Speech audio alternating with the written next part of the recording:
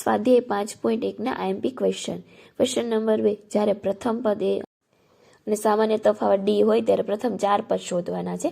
એમાં પણ પ્રશ્ન નંબર 3 આઈએમપી છે. હવે 4 પદ મેળવવા માટે A1 A2 A3 મારે મેળવવા પડે. તો an બરાબર a plus n minus 1 into D વાળો ફોર્મ્યુલા જે છે આપણે અહીંયા વાપરશું. ચારે માટે સેમ જ ફોર્મ્યુલા યુઝ થશે.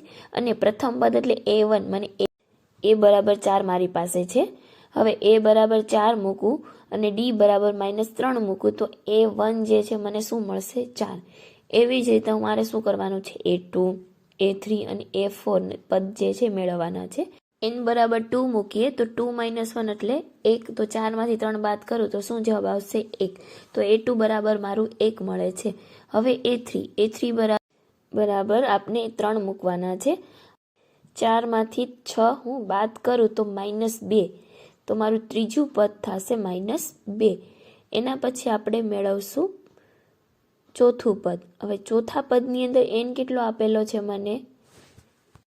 n બરાબર 4 મૂકશું અને હવે એના પછીનું જે A4 પદ મળે છે, હવે A4 ની અંદર 4 માઇનસ મારે -9, 4 - 9 એટલે મને મળશે -5. મારું ચોથું પદ થશે -5.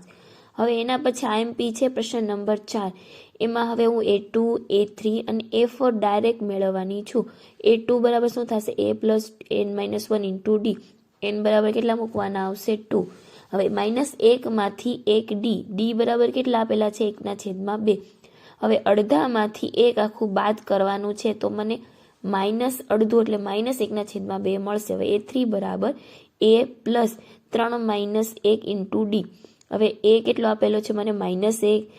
3 માંથી 1 બાદ કરું તો 2 ને ડી બરાબર 1/2, તો 2 શું થાય? ઉડી જાય. આન્સર થાય 0. હવે A4 બરાબર A4 - 1 ઇન્ટુ ડી. a કેટલો છે મારો? -1. 4 માંથી 1 એટલે 3, ડી છે 1/2. હવે મારે શું કરે? ચોકડી ગુણાકાર કરવાનો છે. -2 પ્લસ 3 એટલે 1, 1/2 મારું ચોથું પદ થશે. હવે એક હોમવર્કમાં દાખલો આપું છું, કોમેન્ટની અંદર મને આન્સર આપજો.